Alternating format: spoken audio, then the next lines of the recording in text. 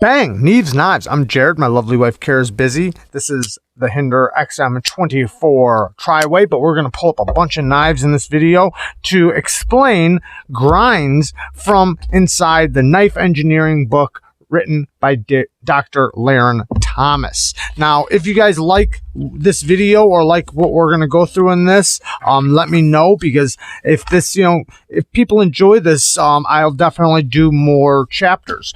But in this case, it's number 4 or page 4. We're with bending and flexing. That's where we're going to begin.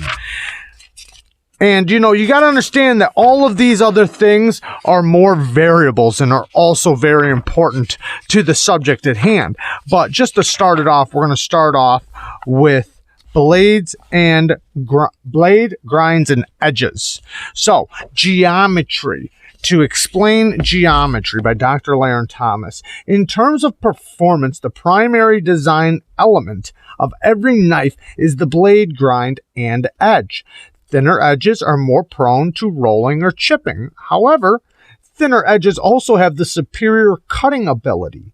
There are several different types of blade grinds, and understanding how they relate to knife design goals helps in selecting which one to pursue.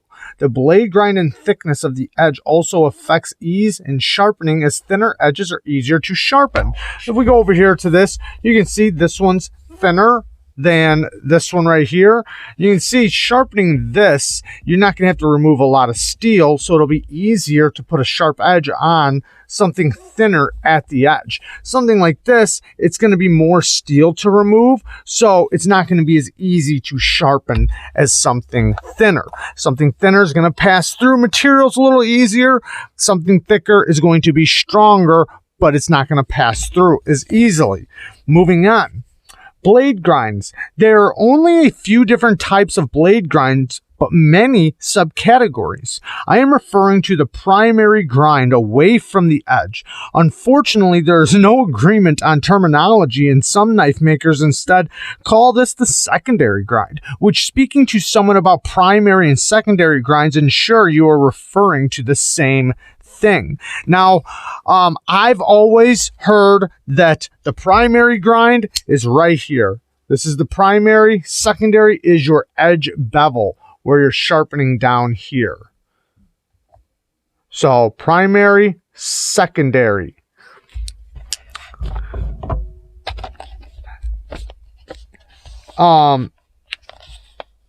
Is an illustration of the major primary grinds, which are flat grind, hollow grind, and convex grind. So we have the flat grind, the hollow grind, and the convex. So flat grind is, we'll just pull the full flat. The Hinder is a flat grind, but here we go. Here's a flat grind. This, from the spine down to the edge, just tapers just like that. Now a hollow grind is going to be, say, something like this, where from the spine it tapers down dramatically to a certain point, and then from that point down it's the same thickness, basically like that. And then it convexed like an axe, it rounds out, like a football, or like an axe. Some write broadly about these edges' geometry as being for different purposes in terms of how durable they are. For example, hollow grinds are for fine cutting knives, convex grinds are for choppers and axes, and flat grinds are in the middle. However, I think this is a poor way of looking at them. The thinnest knives I have seen were convex ground kitchen knives, and the thickest were hollow ground tactical fixed blades. Spine thickness, thickness behind the edge, grind height, etc. all have more to do with the final knife performance than the selected grind type in terms of the knife being a fine slicer or an indestructible chopper. I completely agree. Obviously, I agree. I'm reading it. But you can have, say, a hollow grind like this, right? This is a fixed blade, but it's a hollow grind, but it's thick behind the edge. Now, you can also take a hollow grind like this that's super thick on the spine. So in order for things to get over this, That's ridiculous. So this is not going to be a fine slicer, even though it is a hollow grind. Now, you could take a little hollow grind like this, nice thin stock, like we were talking about, the difference between the spine thickness and thickness behind the edge is going to be what's important between whether or not it is a fine slicer or if it's very strong. Now, you can have a hollow grind that's very strong, like we were just showing. So the thinness or thickness behind the edge right here, and the taper from here to here, or to the, you know, because you can have it like this, where from here to here is the taper, and then, you know, the material has to get over this hump, then to the thickness of the spine. That is going to be what is more important rather than just saying flat, hollow, etc. Grind variables. A few significant grind variables are shown in figure 1.2. A reduced spine thickness makes the overall blade lighter and easier to flex. You can also see that these different primary grind variables affect the angle of the grind. For example, the knife with the reduced spine thickness has much more acute angle on the primary grind. It also means that repeated sharpening has little effect on the thickness behind the edge. However, with macro chipping, the chips will be larger because crack growth is easier. It's kind of like, think about chipping a razor blade. If you have razor blades are very thin, but if you chip that, it's basically going to snap in half, or the entire tip chips off or snaps off. Now think about chipping an axe. You're barely going to see it. The chip will be hardly noticeable, because if it's thinner, it has a better chance of cracking and breaking. Now, a knife that, even if it's a flat grind, that's nice and thin behind the edge, when you remove the steel from it, it's barely even going to seem like it gets any thicker. When it has a thin spine and the taper's really long, you're barely going to be able to notice. Now, if that drop is like very fast from the spine thickness to the edge, then yeah, it's going to dramatically get thicker every time you sharpen it. And the thicker the grind, right? The thicker the grind, the more dramatic this drop is going to be from here to the thickness behind the edge. You know, even for a hollow, whether it's a hollow or a flat. So the material's still going to have to get over that thickness of the spine. That's going to be a dramatic change in thickness rapidly. Now, you know, depending on the height of which, you know, this grind starts, depends on how fast it's going to taper to the thinness. Now, a very thin blade, yes, you might have some flex in it like this, you know, because it's nice and thin. But then something a little bit thicker, you might not have any flex. You know, just depends on the strength, the thickness, etc.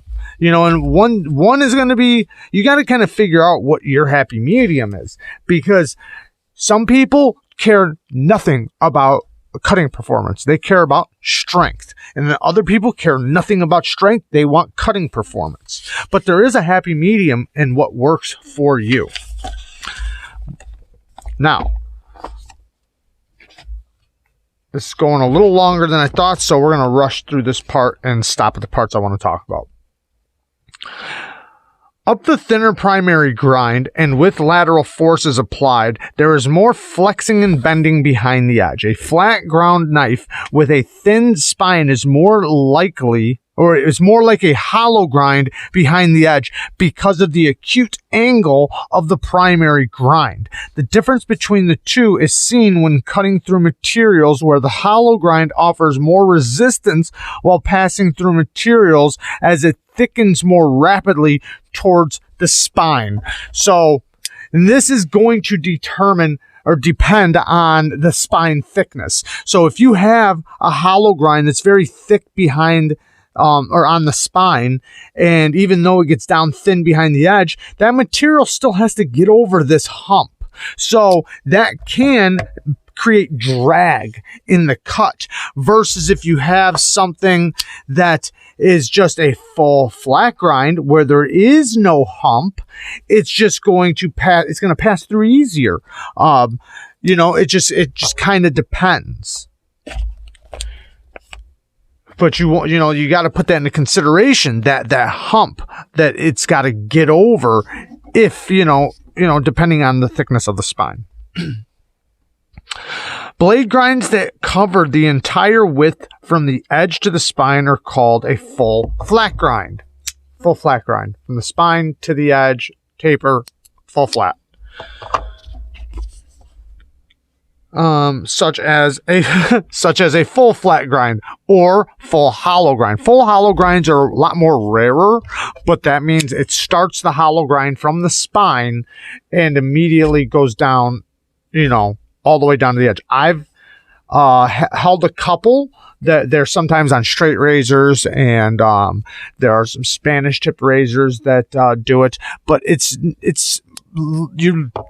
you're less likely to see it in the pocket knife community, but they do exist.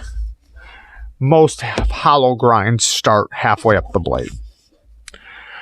A partial bevel is called a saber grind, like this, where the spine thickness goes down halfway or however far, and then the taper from the spine to the edge starts about halfway up the blade. Saber grind.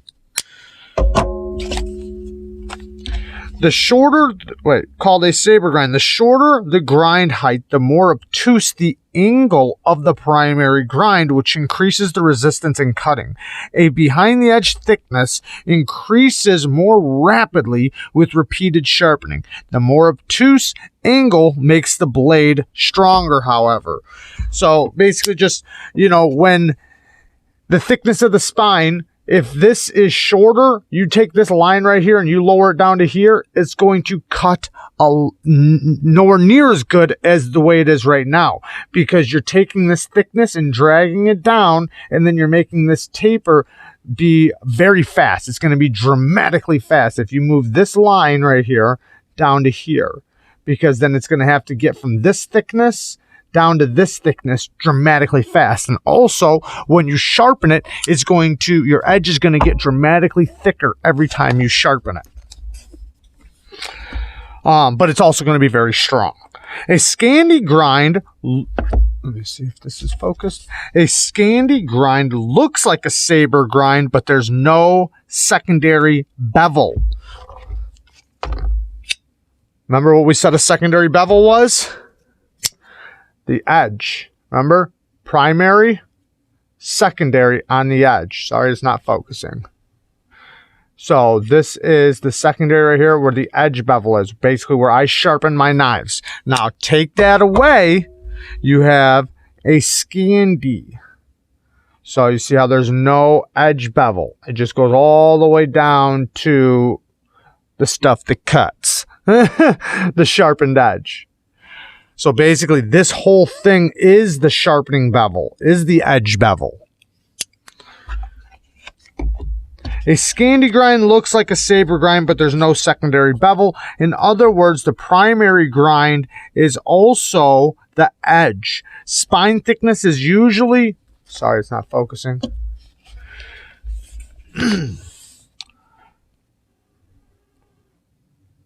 Is usually reduced in these knives so that the bevel is not too tall. Sharpening can be difficult with the wide bevels. With acute edges, they cut well with shallow cuts, but can bind with deep cuts. The thick edges make the knives resistant to bending and torquing, however.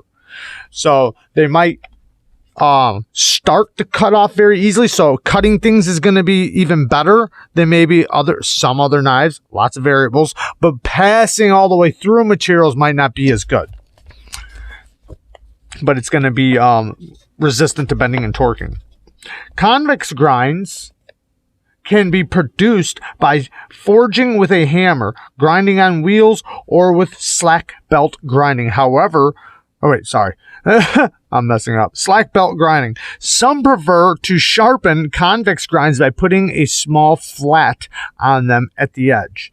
Others use various methods to maintain the convex shape all the way to the edge, such as sandpaper with a leather backing, allowing shape changes, while a convex without a secondary bevel does not have a true behind the edge thickness. The thickness of the convex grind edge can still be modified. A thicker edge is stronger, but a thinner edge cuts better, as with other grind types. The thinner the thickness and degree of convexity provides a range of grind possibilities. Reducing the grind height can make a convex grind even more obtuse for knives that will see high loads or heavy impacts. I don't think I need to really explain that, but you know, it's basically saying the same thing as with the flat grind. I don't think I need to explain that. You know, a thicker convex like this is going to be better for chopping like an axe, while one that's thinner and you know that's still a convex is going to be better at passing through materials, but it's not going to be as strong. It shows it in, we have it right here. So if you look right here, you can see the difference between the flat and the convexed. So if the inner line is a flat, and then you can see the convex, the thicker line, how it's kind of football shaped, you know, how it, rounds out. And then over here, we have a thinner convexed, where it's almost a flat grind. It's very similar to a flat grind, but it's not quite a flat grind. You can see the flat grind is the beaded line on the inside.